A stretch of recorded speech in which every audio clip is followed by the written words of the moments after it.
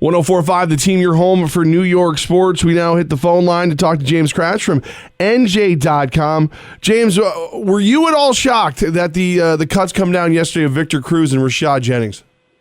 No, not at all. I mean, I think that the writing was kind of on the wall for both of those guys.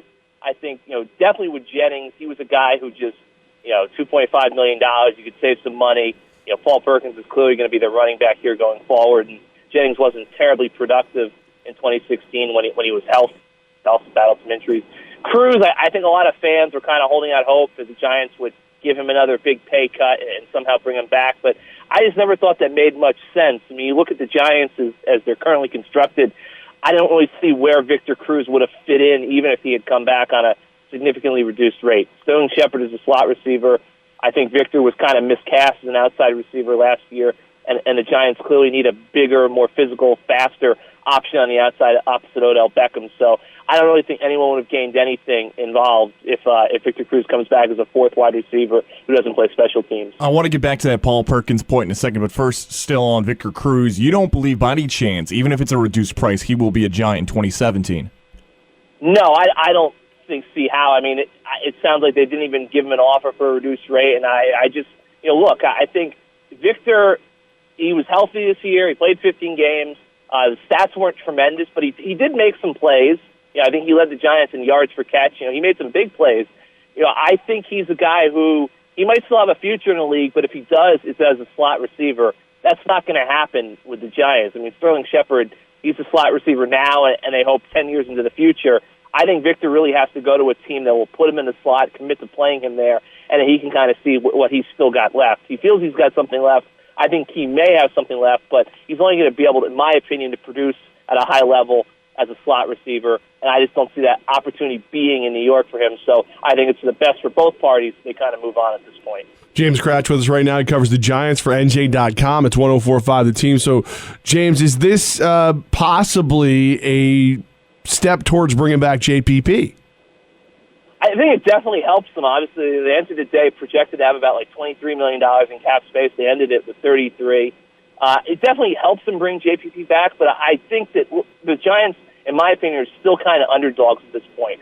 Obviously, I think they're going to try to do everything they can to get JPP locked down before free agency opens. But if he hits the open market, the numbers could explode. The Giants last year they kind of outpaid everyone to get Olivier Vernon. I think the Giants could find themselves on the opposite end of that this year. You got a lot of teams out there with a lot of cap space, a lot more than the Giants, that need pass rushers desperately. Someone might give JPP a major offer the Giants just cannot match, and they might regret it, and they might wish that they didn't have to do it, but they might have to let him walk at that point. You brought up the future of Paul Perkins. Is he definitely going to be the starting running back in 2017, or do the Giants have an eye on the NFL draft for a young back, or even free agency, possibly Adrian Peterson? I mean, he's the back now. I wouldn't say he's definitely going to be the back. I still think even if he is the main guy, they're going to, it looks like I would assume they're going to bring Shane Vereen back. I do think they're going to add a running back, probably in the draft, less likely in free agency. I think it really depends on what the Giants get. I mean, if Christian McCaffrey's there for them in the first round and they think he's the best pick available, well, then obviously that would be a move that would have a pretty significant impact on how they're going to use Perkins and what their plan is going to be with the running backs. But at the same time, if he's not the guy and they start to dip down, to the middle to later rounds like they did with Perkins, I think Perkins would clearly have a leg up coming into the season. Adrian Peterson, I just don't see that happening. He's a lot of tread on those tires, and look, he's got his off-field issues with domestic violence stuff. The Giants just got over a horrific scandal with Josh Brown, and I just don't know if the Giants really have the PR capital in them to bring a guy like Adrian Peterson come in, because obviously that stuff would get brought up immediately. So my guess is no on Peterson, but it wouldn't shock me if they add a veteran running back or if they go to the draft and grab someone. Gaz hates him. He hates Paul Perkins. James. I don't hate Paul Perkins. Ever since Paul Perkins came up. The dude wasn't active till December. Now all of a sudden he's a starting running back for a playoff team? That doesn't make sense to me. Well, we'll find out. Well, no, I think the thing with Perkins is that he did show some ability down the stretch. I think the big key with Perkins, was the pass protection. It's kind of a learning curve there. He also had the ball security issues in the preseason, which I'm sure didn't do him very many favors. But they like Paul Perkins. Now, look, I don't think Paul Perkins is going to be the rushing champion next year. He's still the 5th-round pick, but I think he showed enough promise that they're going to go with him at this point.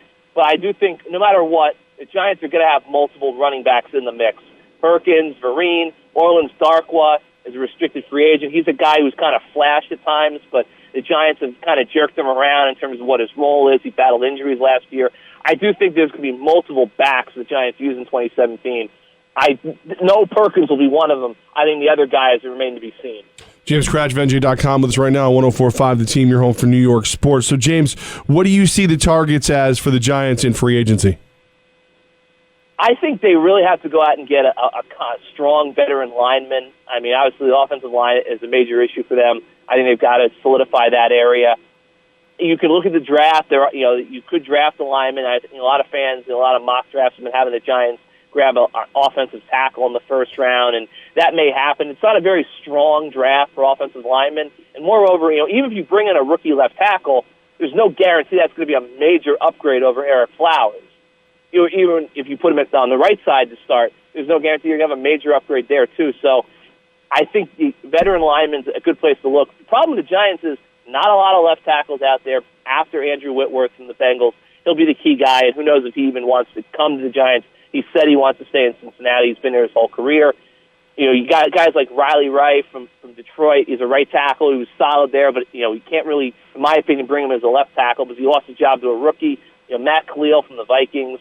He's had hip surgery. He's been shaky in his career. There's some good, solid right tackles out there, but again, I don't know if you bring a right tackle and a guy like Baltimore's Ricky Wagner, you still potentially have the issue of Eric Flowers playing left tackle, which I think was the main thing the Giants have to adjust. I mean, look, I think this whole offseason is going to kind of hinge on two things for the Giants. One, do they bring JPP back? Because if they don't bring JPP back, I think you've got to start thinking pass rush is the main focus in round one because, they don't really have a guy on the roster that you can point to and say, this guy can definitely replace JPP. Romeo Okwara showed some good things as an undrafted rookie. They like, O.O. Digizua. He hasn't done much in his first 2 years. He's been banged up, but neither of those guys I think are set to definitely step in for JPP. The other thing is, where's Flowers going to play? If he's going to not be the left tackle, you got to find a left tackle, and that's easier said than done. And if you're going to give him a third year at left tackle, then you really got to solidify the other spots on the right side, in my opinion. One position you didn't mention is quarterback. Ryan Nassib's contract's up. Eli needs a backup. Is it Young they go, or do they look for agency for Eli's backup? My guess is that Jerry Reed's kind of intimated that they're starting to think about what the future is going to bring and how they replace Eli Manning. If they draft a quarterback, and I think it's probably 50-50 at this point that they're going to draft a quarterback, I don't think they would have that guy going into the year as the number 2 quarterback. My guess is that they're going to bring some sort of veteran back.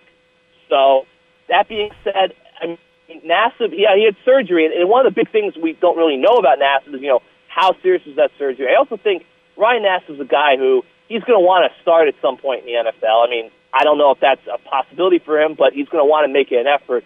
I do expect Nassib will go elsewhere. He'll find some team that will give him a chance to compete in camp. I would look at, obviously there's multiple veteran options the Giants could go after. I do think Josh Johnson could be a fit. They had him in camp with the team all year. He was mostly inactive. He replaced Nassib at the end. The Giants, his teammates, coaches, they were impressed by Johnson. Would not shock me if they signed him to a relatively affordable deal, and he's Eli's backup with a young guy behind him in 2017. James Kratch, NJ.com, man. We appreciate you in helping us make sense of the early moves by the New York Giants. You got it, guys. Thank you.